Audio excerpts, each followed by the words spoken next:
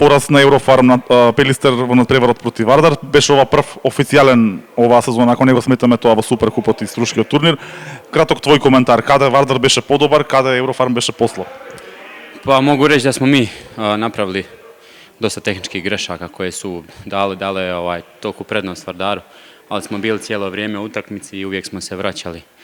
Naravno, Vardar imao veliku pomoć publike, danas sigurno veliki vjetar u leđa, ali mislim pred našom publikom u Bitoli da su 4 gola i više nego dostižna.